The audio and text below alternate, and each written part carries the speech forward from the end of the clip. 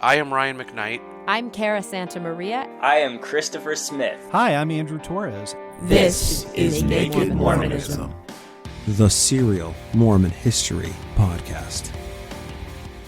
While Joseph and Hyrum Smith languish away in Carthage Jail with, of course, a few of their closest and most trusted allies, we spent the last few weeks catching other people in the timeline up to June of 1844.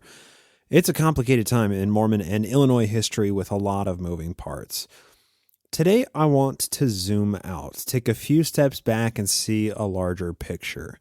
Today, we're going to talk about the world of the 1840s and the Mormon plans of revolution.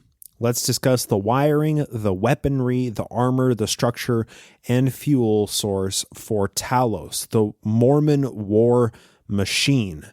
And let's find out this thing's first mission. As a preface, radical and revolutionary movements throughout history teach us that a radicalized vocal minority can force a silent majority into committing any sort of atrocity. Before the silent majority realize what's happened and the way things are, the radical minority has seized too much power to be stopped. Now, sometimes these radical revolutions are necessary to progress society, and we have to weigh the cost of human life in the balance. From a strictly American-centric perspective, the Revolutionary War was started by a vocal minority, which led to chaos, death, destruction, but gained America its independence from the British Commonwealth. The impacts of this revolution, led by this radical vocal minority, are far-reaching, they're history-shaping, and they're impactful for millions, billions of people on a global scale. Was the cost of human life in that revolution worth it? What was the moral decision to cause the least harm to the fewest people? Similarly, the abolition of slavery was largely a minority movement in America, but when it gained enough weight and politicians on its side, a civil war became inevitable. Devastation, mass death and illness, opioid addiction, economic devastation, cities burned to the ground, overall societal collapse were caused by the Civil War, but slavery was outlawed, which was a necessary progression for America to make, and it was clearly the moral high ground, even if the human cost for that progress was immense. Like it or not, World Wars I and II brought about some of the greatest scientific advancements humans ever made in aviation, in navigation, communication, machinery, medicine, and unfortunately, humans' abilities to kill one another, more so than any singular catalyst in human history. Much of our medicine and technology that we use every single day today traces its DNA back to advancements made by governments during wartime. Millions die, and the world becomes better for billions. I don't like this. I don't like that humans need calamities, atrocities, and mass devastation to advance faster than we do during peacetime. It's paradoxical and uncomfortable, but it's also necessary to acknowledge the vast and irreversible changes and impacts caused by each of these revolutions. But I'd also be grievously mistaken if I didn't acknowledge that some of the most vicious and autocratic periods of history have been the result of tyrannical overthrow, resulting in far-reaching suppression of human rights and Orwellian dictatorships. These revolutions retard societal progress, forcing people under such regimes to live inside a time capsule of totalitarianism, while the rest of the world continues to progress around it.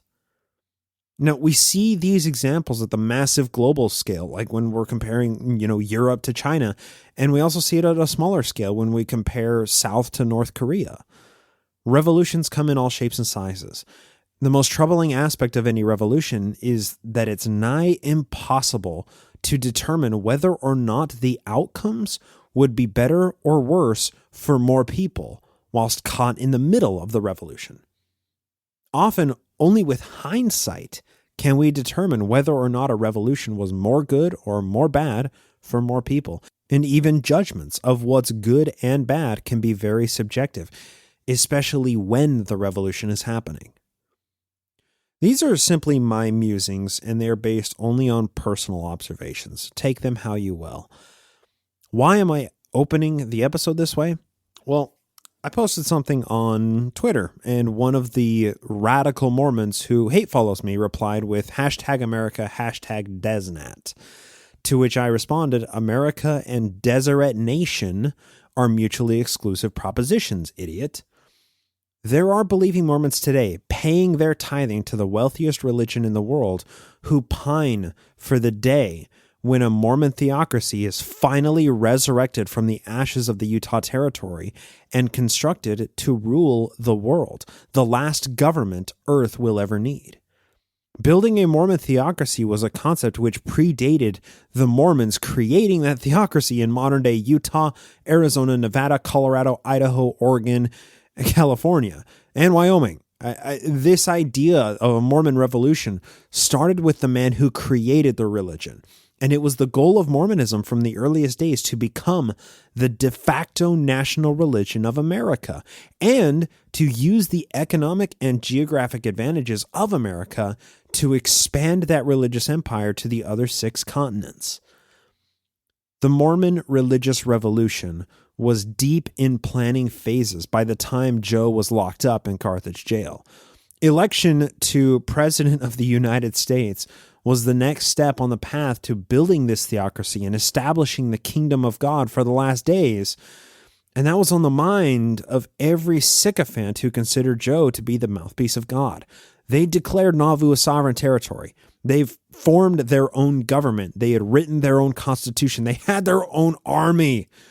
Now, historians today often regard Joe's presidential campaign as just a protest candidacy strictly based on their treatment in Missouri, but doing so neglects the real ambitions of Joe and his cabal of criminal elites. They used the Missouri experience as the persecution narrative to garner support from the outside world and to fire up the members to do whatever necessary to support the leadership. Persecution motivated the people to follow the prophet and not go astray, while keeping them distracted from ever considering the mission of the church and its leaders with any sense of critical mind. Now, back on episode 3 of the Council of 50 series of the show, I wrote a fictional history from a future Mormon theocratic dystopia as a thought exercise. But today, I want to really examine what Joe and the leadership had in mind for America, given the context of events at the time. Today is a podcast about the politics and current events in the 1840s, the view of the Mormon leadership with respect to these issues, and speculation about the larger plans for the pipe dream that the Mormon Empire was in its infant stages of under Joe's leadership. From its very foundation, Mormonism sought to be the unifying religion of the Native Americans. Indigenous peoples across America presented some controversial and polarizing issues for European settlers of their United States since the Pilgrims first landed and began extensive settlement operations. Now, relationships between natives and European settlers varied by location, by interaction, and by decade. Sometimes the Europeans sought peaceful negotiations and mutual trade deals with the natives. Now, these types of interactions represented only a small minority of relationships between the groups. As the European settlers grew in numbers and in geographic size, they had more leverage and power by which they could enforce their will on the various native groups with which they came into contact. Interactions which started as peaceful negotiations and trade agreements quickly devolved into warfare, deliberately infecting tribes with old world diseases, and then outright seizure of land, and eventually genocide. Now, all of this occurring within the context of the Native American slave trade, of course, which was an ever-present reality predating any European settlements on the continents, which also vacillated in frequency and popularity until the late 19th century. Understandably, after a moratorium was placed on new African slaves being brought to and sold in America in 1807, the native slave trade increased, although numbers and details are exceptionally difficult to nail down. Most of these native slaves were taken through kidnapping and raids, while others were prisoners of war from various tribal conflicts, and then they were sold to the European settlers, or they were traded for African slaves. Slavery was and is a disturbing practice. It runs against humans' innate morality of property and ownership versus autonomy and independence. To be able to own slaves, beat them, sexually abuse them, profit off of their labor, force them to live in squalor, all while the owner lived in relative comfort and opulence, it requires suppression of human sympathies. It requires a system of beliefs which can override the discomfort of that cognitive dissonance. Luckily for these slaveholders, they were Christians who had a Bible to assuage all of those human discomforts and make their God say whatever he needed to say in order to justify these atrocities. The Bible is full of plenty of directions for how to beat slaves so as not to be held liable for murder, how to acquire female prisoners of war as sex slaves, how to commit genocide. Lots of real great gems in there. Here's from Genesis chapter 8, verses 25 through 7. And he said, Cursed be Canaan, a servant of servants shall he be unto his brethren. And he said, Blessed be the Lord God of Shem, and Canaan shall be his servant. God shall enlarge Japheth, and he shall dwell in the tents of Shem, and Canaan shall be his servant. From the Old Testament, of course, but then we also have something from the New Testament, Ephesians chapter 6. Servants, be obedient to them that are your masters according to the flesh, with fear and trembling, in singleness of your heart as unto Christ, not with eye service as men pleasers, but as the servants of Christ, doing the will of God from the heart, with good will doing service as to the Lord and not to men, knowing that whatsoever good thing any man doeth, the same shall he receive of the Lord, whether he be bond or free. And ye masters, do the same things unto them, forbearing threatening, knowing that your master also is in heaven, neither is there respect of persons with him. End quote. There are plenty more Bible passages, but those passages immediately come to mind for reasons we're going to discuss in a second here. African slavery was justified by this curse from Genesis, and applying that curse to the descendants of Cain, the Canaanites, they shall dwell in the tents of Shem, and Canaan shall be a servant. That's justified in the New Testament as well. It's real great stuff. Great book. Good thing this book is the most widely sold book in the world. Anyway, there are other ideas also predominated about the Native Americans and trying to understand Native American history within the Christian context. Now, I want to suspend reality for a thought exercise to illustrate a much larger point here. Suppose in a couple hundred years from now, humans become an interplanetary species, and humans themselves, not just probes, but humans, travel to an Earth-like planet in a nearby solar system. Upon arrival, we find not only sentient creatures, but civilization on this Earth-like planet. Amazing, right? This civilization is pre-space age. They're mostly agrarian and, they're advanced enough to have livestock and animals and cultivated plant materials, but they're far away from any technology that we have back on Earth, like harnessing and utilizing electricity and even, forms of metalwork. We call these creatures on this Earth-like planet Soltiplex. I just came up with it. By human standards, the Soltiplex are very primitive, but only 1,000 or so years regressed from the humans who landed on their planet. Absolutely no communication can take place between the different domains, but not for lack of trying. Now, suppose one of the astronaut humans is an idiot Christian who believes that the Earth is 6,000 years old. He thinks evolution is an anti-Christian lie, so on and so forth. Now, these new organisms that this idiot Christian encounters somehow have to fit into the paradigm of that stupid Bible. So this person, this Christian astronaut, has to communicate extra hard with the Soltiplex and surmise the Soltiplex are actually communicating in Adamic, the language that Adam and Eve used to communicate with Yahweh. Well, what an amazing discovery, right?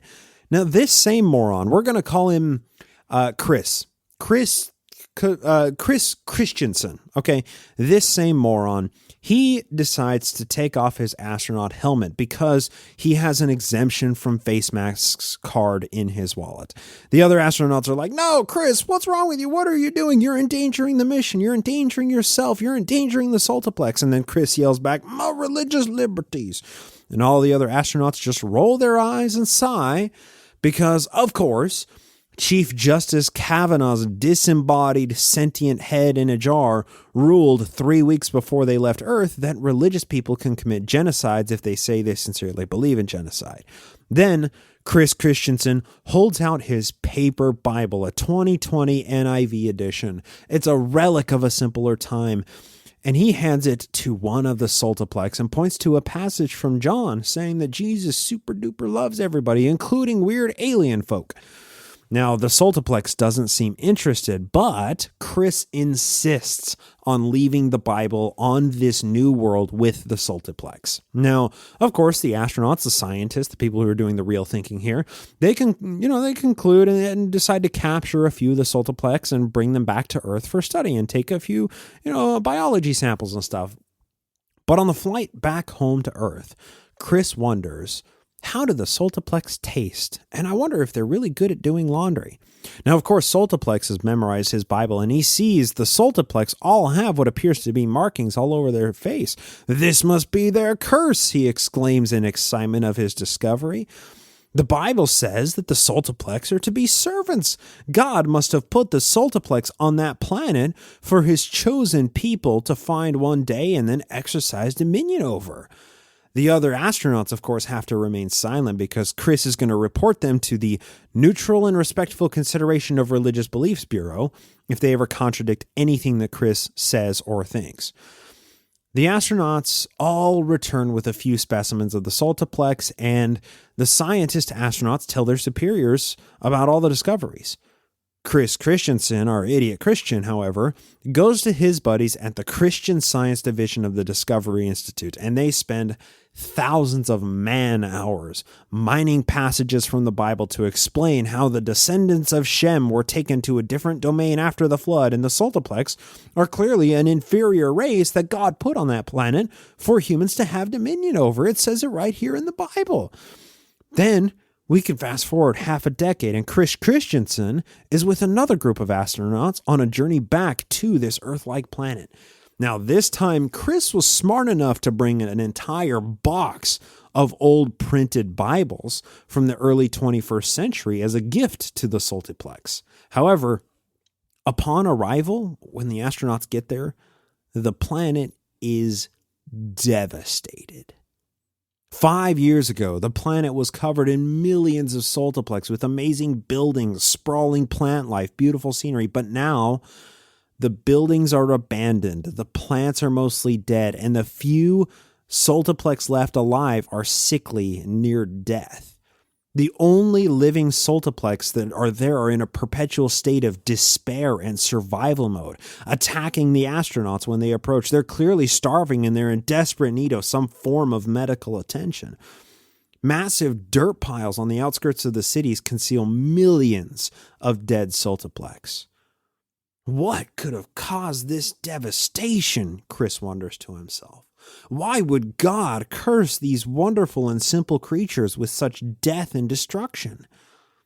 The astronauts, including Chris, they take a few more sample and specimens of the dying creatures, and then they return back to Earth. Chris takes all of this data, all of his new findings, right back to the Christian Science Department of the Discovery Institute in order to comb through the Bible and find some kind of explanation for this curse.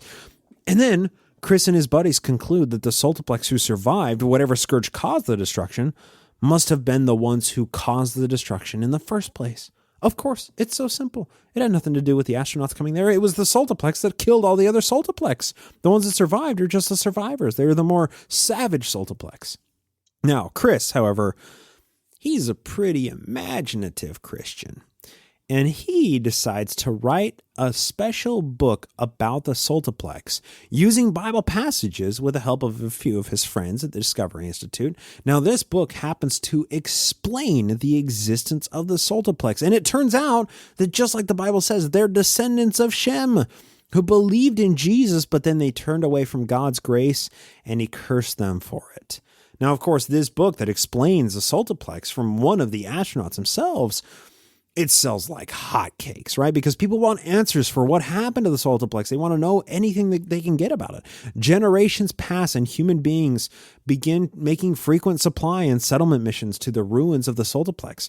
You know, some of whom carry Chris's new book of Psaltiplex with them to the planet, to the new world. Now, all of these Christians with their new book of Psaltiplex, they make effort after effort of teaching the few remaining living Psaltiplex there how to read this new book that tells their story, their history. And you know, it tells all of the Psaltiplex of a never before known history of their Christian ancestors who settled their empty planet a mere 3,000 years ago. Isn't that incredible? The Psaltiplex begin to learn and speak English, and these missionaries are successful in teaching the Psaltiplex reading and writing, but not too much reading or writing, or the Psaltiplex might, choose to stop helping the human settlers, and they might, build their human sculptures and, stop cultivating their human crops on the ruins of the Psaltiplex civilizations. But as the humans explore more of this new world, they find carvings. They find language even. They find maps. They find calendars. They find advanced communication highways. They carbon date early Psaltiplex ruins to hundreds of thousands of years old. These scientists even learned that the Psaltiplex actually communicate non-verbally through a series of sonar waves at frequencies that humans can't hear. It's truly remarkable. These scientists eventually decipher the carvings and all the communications among the ruins, and they find the Psaltiplex have a deep, complicated, and beautiful system of mythologies and beliefs and ways to understand the world on which they live, this new world. Beyond that, these mythologies and these beliefs deciphered, they vary from civilization to civilization across the entire planet. And these scientists painstakingly construct a patchwork history of the Psaltiplex from whatever remnants they can gather, but it takes decades to do it, of course. By then, the only remaining living Psaltiplex, they're all fluent in spoken and written English, and they believe in the Book of Psaltiplex as their history.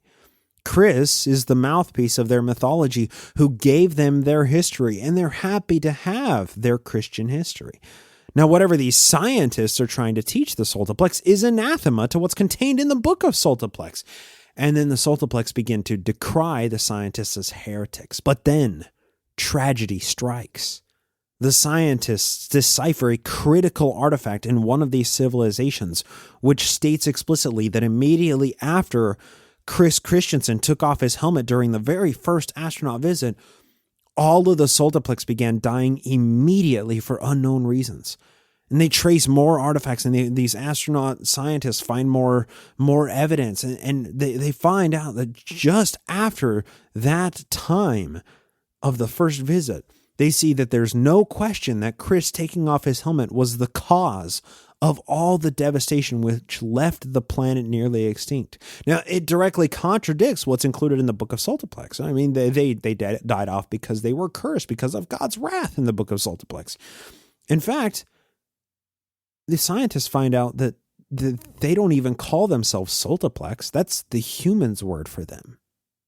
Now, the scientists, they gather all of this information, and they take it all to Chris in his old age, living in a complex with statues of him in every corridor. They tell him that he's the cause of the Psaltiplex nearly dying out. And then Chris commands his Psaltiplex army to kill the scientists for heresy and erase their own history. As belabored an analogy as that was, it's extremely difficult to construct a metaphor which does justice to what the Book of Mormon and Mormon theology really is. Chris, in this analogy, is a monster. Every person who follows in his path and believes in the Book of Psaltiplex is a complete monster. Whether out of ignorance or a misdirected need to shift the blame for death and devastation from himself, Chris constructed a facet of his system of beliefs to explain what happened within the context of Christian dominionism and manifest destiny. He was the cause of all the death and destruction. He was the beneficiary of Soltiplex enslavement to build his human empire on their new world. But to admit that he'd committed atrocities through ignorance and through, of course, a Christian superiority complex, that would force Chris to admit that God's plan is flawed and that injustice exists without ultimate resolution after death. But if his book of scripture explains that the Soltiplex were victims of God's wrath because of their own sins, Chris doesn't bear the blame. He even has the Bible, which tells him it's okay to take the Soltiplex as slaves. If the Bible is flawed, then his human tendencies to think slavery is wrong cause him cognitive dissonance because his own morality is better than the morality contained in the Bible. But every Christian is capable of ignoring their innate human morality when a Bible passage contradicts it. So it must be the adversary that's putting that cognitive dissonance in Chris's head, because the Bible is the Word of God and therefore infallible.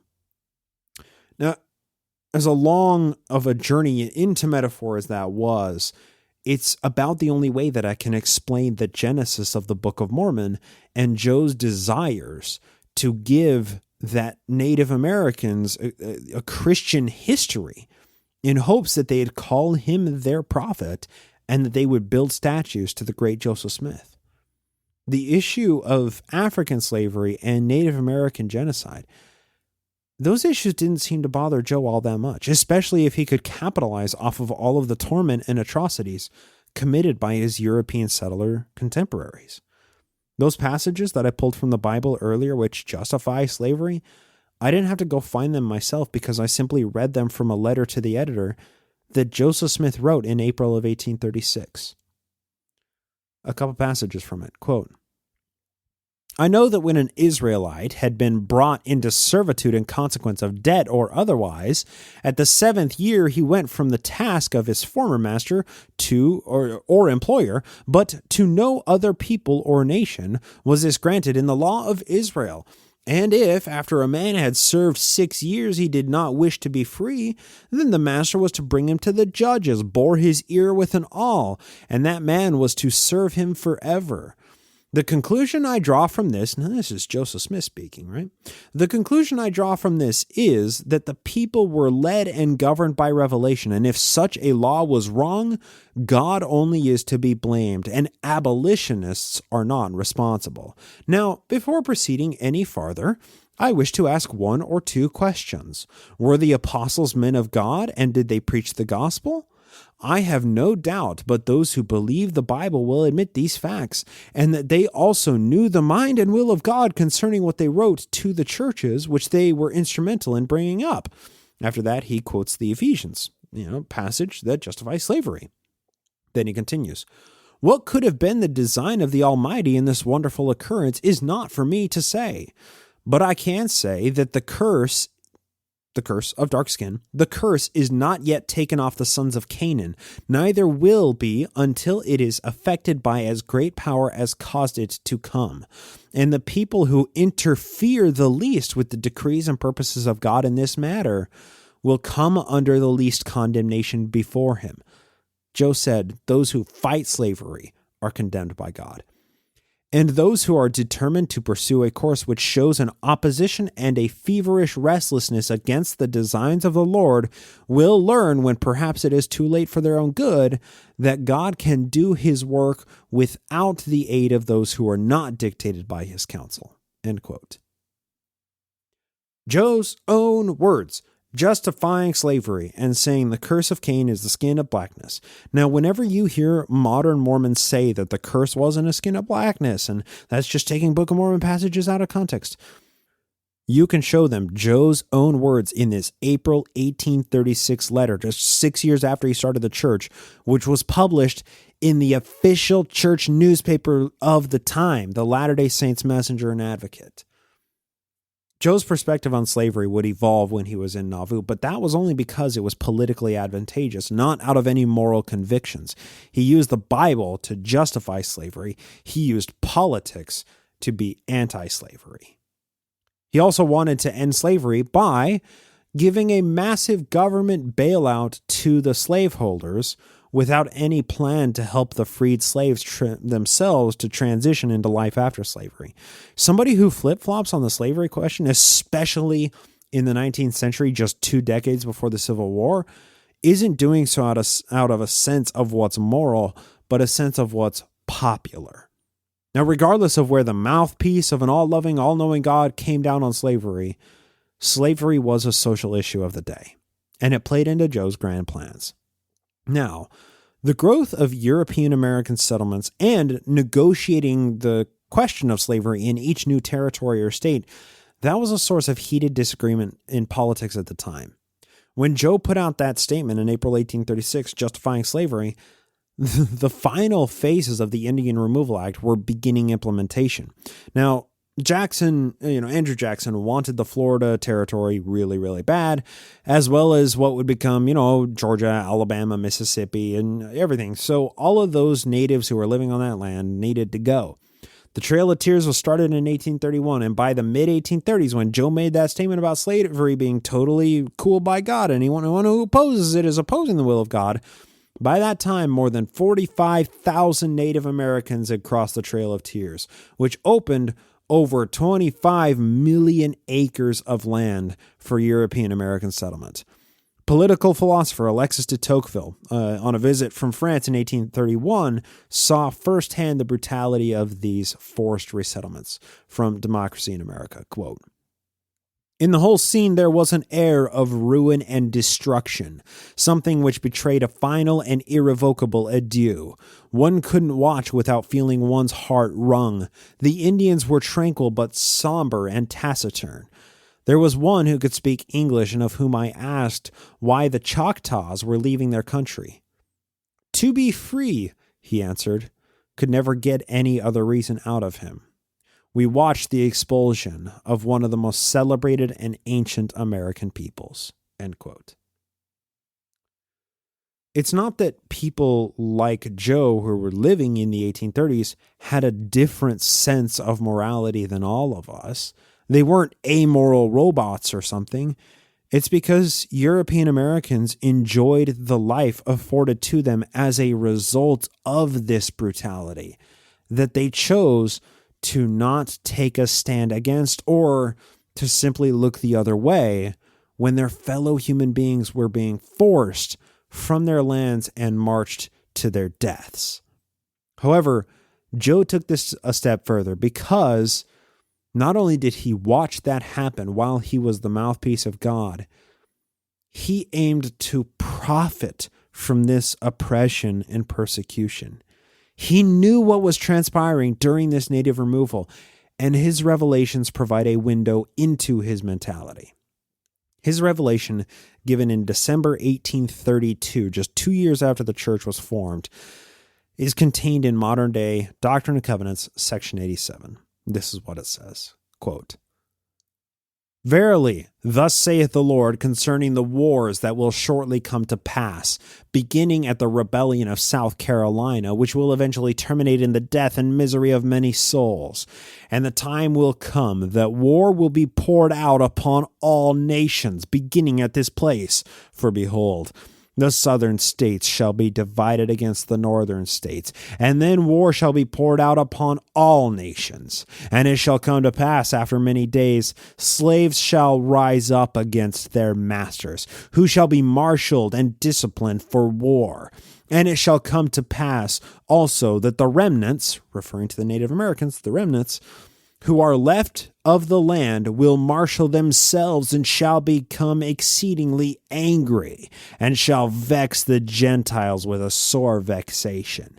And thus shall the inhabitants of the earth be made to feel the wrath and indignation and chastening hand of an almighty God, until the consumption decreed hath made a full end of all nations. Wherefore stand ye in holy places, and be not moved, until the day of the Lord come. For behold, it cometh quickly, saith the Lord. Amen." End quote. Joe was privy to the social issues of the day, right? And he prophesied that the coming civil war would bring about the end of the world, that God would return, and that the saints would be blessed if they stand in holy places and not be moved. It's odd that Joe said the remnant, meaning the natives, will be marshaled and disciplined for war, implying that they would join the slave uprising, thus making the civil war that was on the horizon even more calamitous and deadly. The plight of Native Americans was widely recognized but rarely opposed by the wider public to any extent which would have stopped it from happening, right? Or else it wouldn't have happened. Indigenous peoples live on reservations across America today because the political will somehow still isn't there after more than 400 years of oppression and abuse. People just like Joseph Smith sought to convert Native Americans to Christianity as part of assimilation into what they called a civilized society. And I put civilized in air quotes there, of course. Now, that was a common idea of the time. If the natives would assimilate properly by converting to Christianity, owning homes and building and maintaining stores and trading posts, and then even owning African slaves, of course, then those assimilated natives will be treated as equals by European American settlers. I mean, it was never true, but that was the proposition. And this is clearly white supremacy, and it's disgusting. But Joe took that concept a step further. Not only did the natives have to convert to Christianity, but they needed to convert to his Christianity by accepting the Book of the Book of Mormon, I got it wrong, as a book about their own history, thus accepting the label of Lamanite that was given to them by Joseph Smith, and thereby embracing the erasure of their true history. Joseph Smith is our Chris Christensen. He was responsible, not personally, but by virtue of the time and place he lived, of the near eradication of Native Americans, and he personally capitalized on their suffering by writing their history for them without knowing the first thing about them. It was always his dream to give the natives this history and be regarded as their religious leader, a religious leader who could federate the scattered remnant together and vex the Gentiles with a sore vexation. 1830s America could handle the power dynamic that was created by slavery and still keep those slaves oppressed and controlled. It could also handle the constant expansion of America into native regions by pushing the natives further and further back. These were each tenuous fronts to maintain. Like, the Nazis waging war on the Western Front and then turning east and attempting to expand into Russia. There's a finite amount of this oppression and warfare that a nation can handle. If, however, the slaves and the natives were able to organize and join forces, they were positioned to make a pincer movement on both sides of the southern states. And those federated groups, the slaves, the slave revolution, the breaking out, freeing of the slaves, and the oppressed Native Americans, they could move through the southern states, burn through it in a matter of months, and then take their war to the northern states just out of sheer retribution for the abuse that they had suffered. This was the ever-present threat for European American settlers. Any white man, like possibly a religious leader, who could utilize and channel this pent-up rage from oppression and genocide for his own ends would become the greatest military force America had ever dealt with to that point. The further that white settlers could push back natives and the longer that these white settlers could keep slaves from organizing, the longer this tenuous power dynamic remained exceptionally comfortable for those European settlers who were in the process of building America as we today know it from the comfort of their offices on the whip-scarred backs of slaves atop the corpses of indigenous peoples.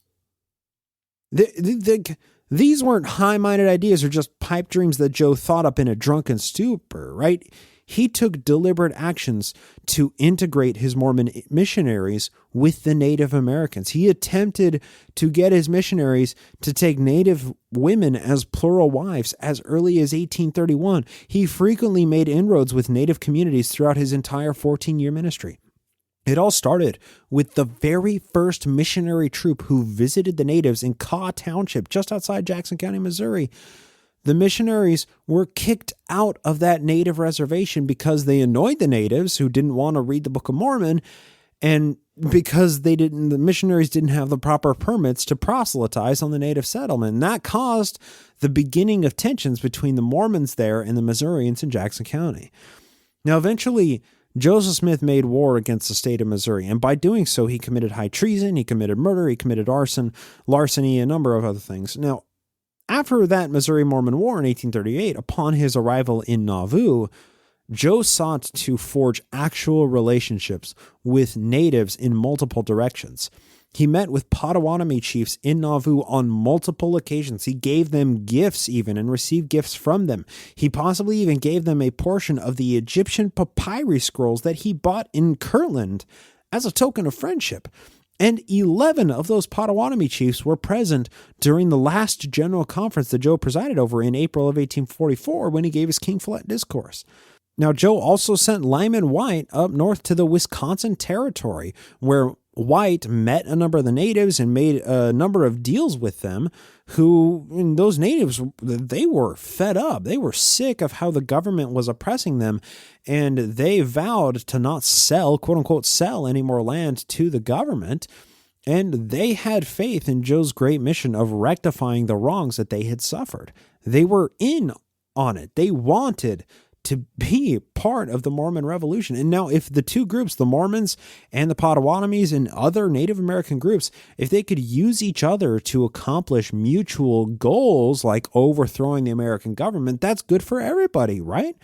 If they're just, riding in the same car to the same destination, that works. That's the best for everybody, right? Do you think that Joseph Smith would show them any loyalty, or would he just discard these native groups as soon as they stopped being useful to him? Now, that question is going to remain forever a mystery because Joe was assassinated before his grand plans were hatched. Missouri, however, the Missouri Mormon War of 1838, that was a turning point for Joseph Smith. From his escape from Liberty Jail to his internment in Carthage Jail, he did everything in his power to insulate himself and to insulate his ability to flaunt the laws. Now, what we've examined for the past 3 years on the podcast has illustrated Joe's ability to craft the Nauvoo government and municipal court in such a way that he could commit crimes or cover up crimes with impunity. Now, these weren't his actual grand plans. They were merely symptoms of his grand plans, of what he sought, which was the expansion of his empire from the east to the west coasts, from Florida to Oregon. From there, greater expansion would follow with Joe as king of this new Jerusalem he was wanting to build. This was a dream shared by his fellow conspirators in building the Mormon theocracy, and in many ways is still a belief owned by some Mormons and church leadership to this day. The Constitution will hang by a thread, and it will be enlightened members of this church which will come to the rescue on their white horse or their white Learjet, whatever.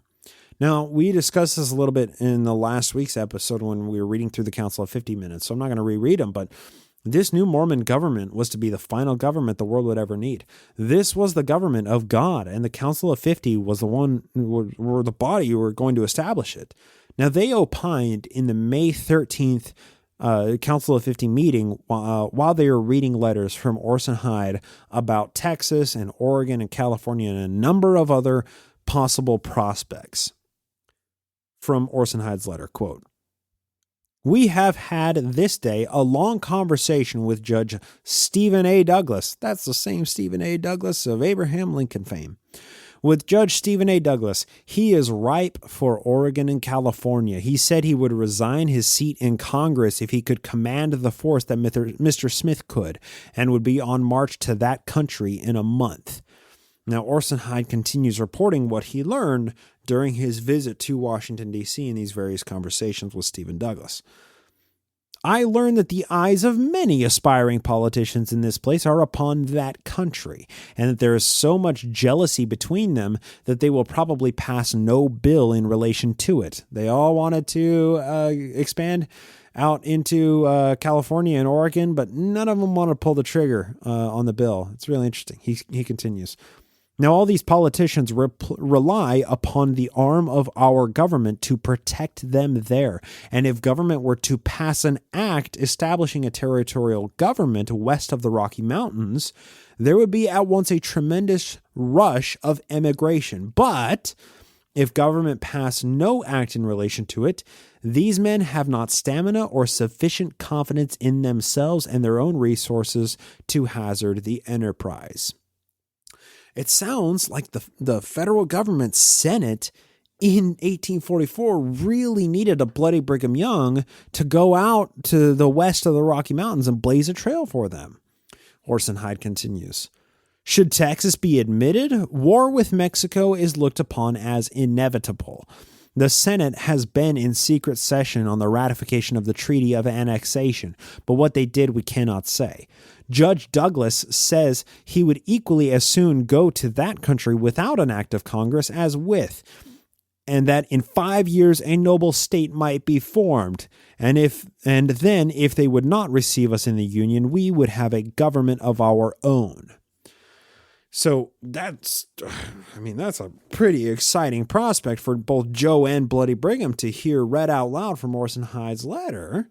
If you go out and establish your own government and, the Congress doesn't receive you or recognize you as a government in 5 years, you got a government of your own. Stephen Douglas told that to Orson Hyde of the Council of 50 in person.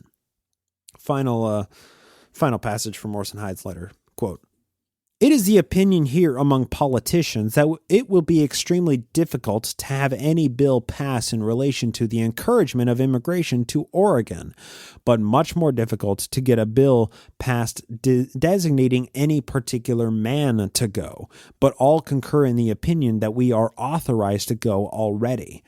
In case of a removal to that country," and here is just remarkable because Orson Hyde gives directions of how to, carry out the immigration away from Nauvoo. "In case of a removal to that country," referring to Oregon, "Nauvoo is the place of general rendezvous. Our course from thence would be westward through Iowa, bearing a little north, until we come to the Missouri River, leaving the state of Missouri on the left. Thence onward till we come to the Platte, thence up the North Fork of the Platte to the mouth of Sweetwater River in longitude 107 degrees 45 minutes west, and thence up said Sweetwater River to the south pass of the Rocky Mountains about 1,100 miles from Nauvoo, and from said south pass in latitude 42 degrees 28 minutes north to the Umpqua and Klamath valleys in Oregon bordering on California is about 600 miles, making the distance from Nauvoo to the best portions of Oregon 1,700 miles. This is really nice. Orson Hyde is map-questing the Mormon Exodus for the Council of 50. He says, "There is no government established here, and it is so near California that when a government shall be established there, it may readily embrace that country likewise." End quote. Orson Hyde, along with these letters to the Council of 50, also sent coveted maps of John Fremont's exploration trip, probably stolen from the Library of Congress by Stephen A. Douglas. Now, a problem presented itself with these letters, though. While there was no chapter of the American government established out in Oregon or on the west side of the Rocky Mountains, and of course the Texas question was still a huge unknown as it would inevitably result in war with Mexico once that portion of Mexico was annexed and called Texas, it didn't mean that those possible settlement places for the Mormons were uninhabited, right? Just because the government was there doesn't mean that there were no people there. A bunch of Native Americans.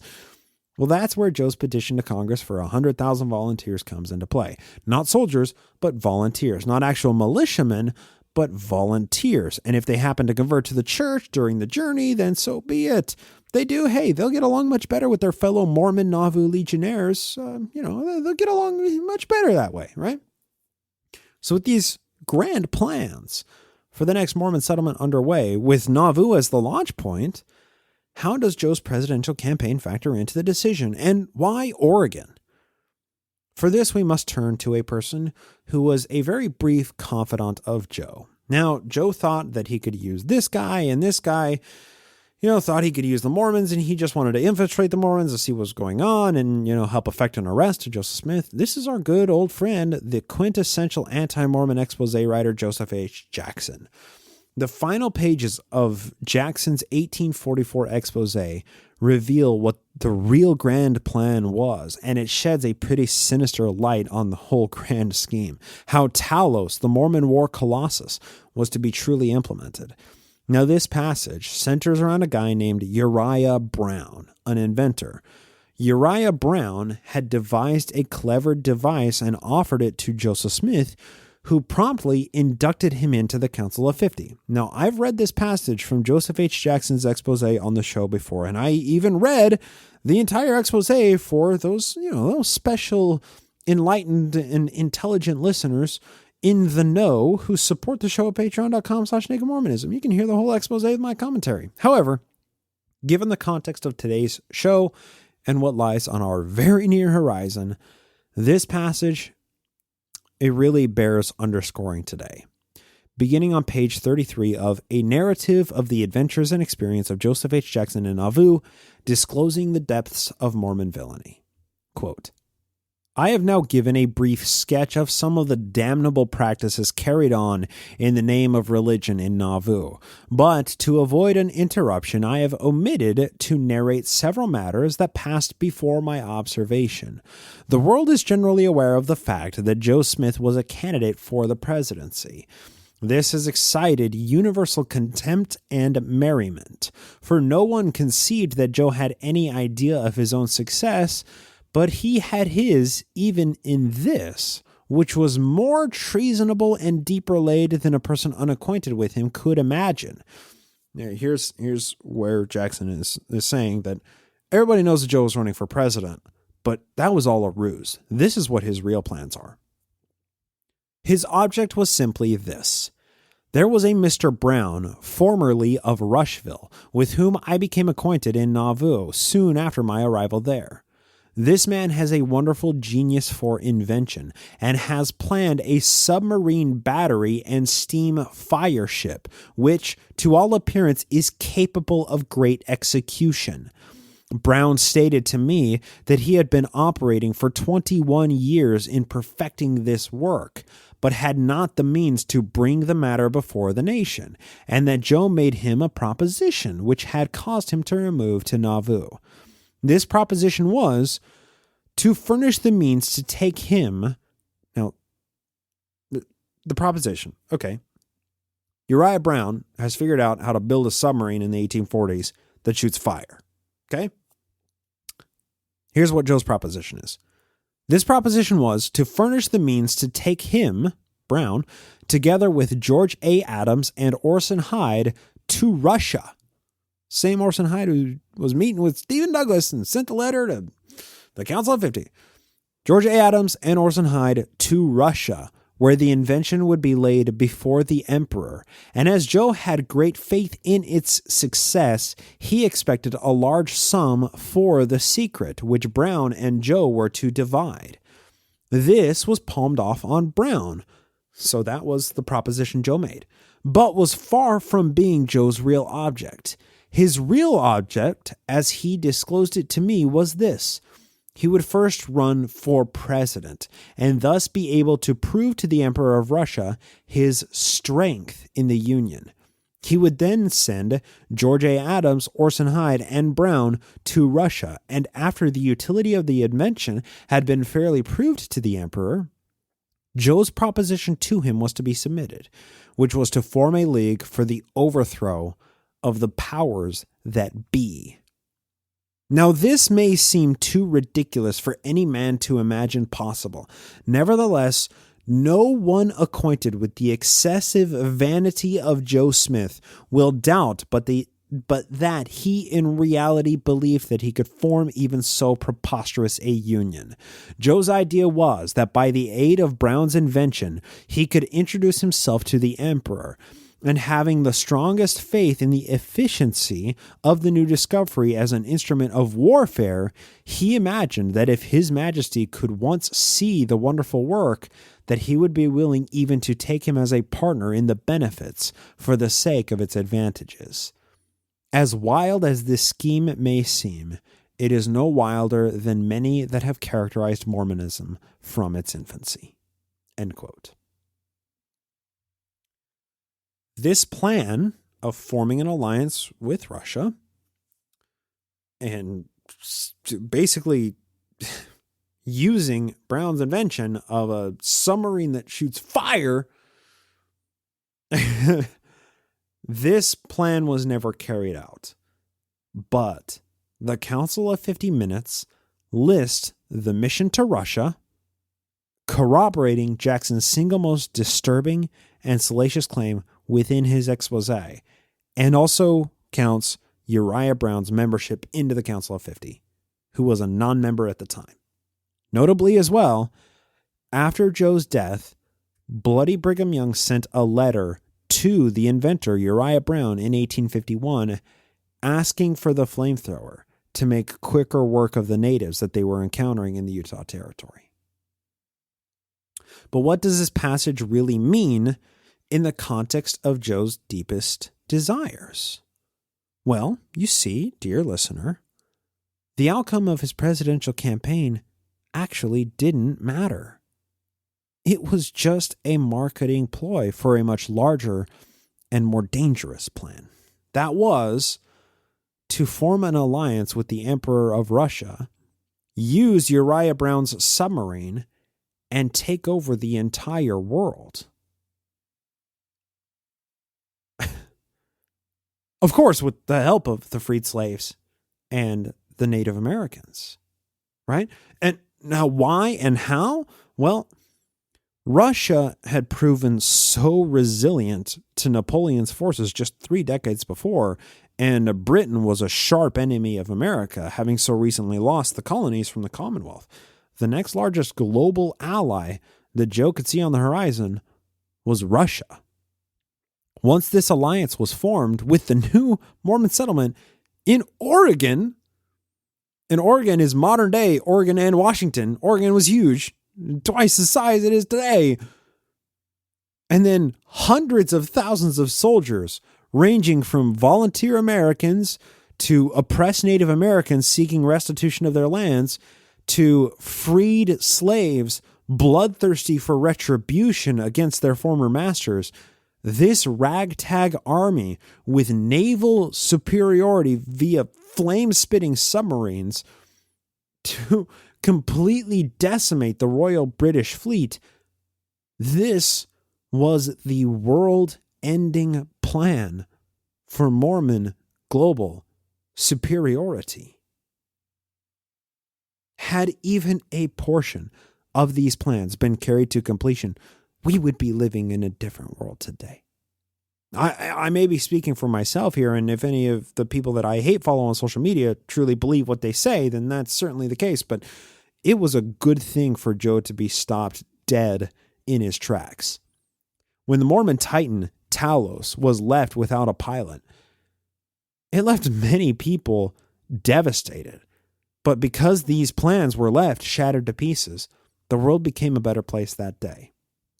Now, if you disagree that Joe's death on that day was a good thing, find me on social media about it. You're probably getting some new DesNat followers. All right, folks. Let's talk about what's ahead. Got some housekeeping to do here. A few weeks ago, I gave kind of a brief forecast of the podcast. Now it's time for some details.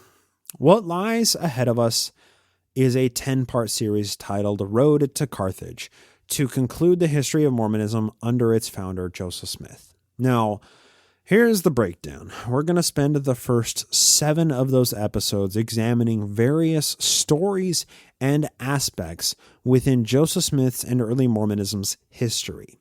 We'll be discussing many of the most prominent figures, but of course our primary focus is going to be Joe himself, right? The man with the plan.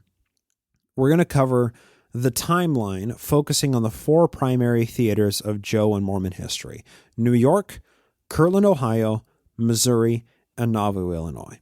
Now, each of those 7 episodes will highlight stories in each of those locations throughout the entire 39 years of the life of the founder, right? Then episode 8 is going to be the final hour, discussing the events of June 27th, which preceded the assassinations that happened that evening. Episode 9 will be the Carthage assassination itself. And finally, Episode 10 will be the immediate aftermath once the bodies of Joe and Hyrum were brought back to Nauvoo.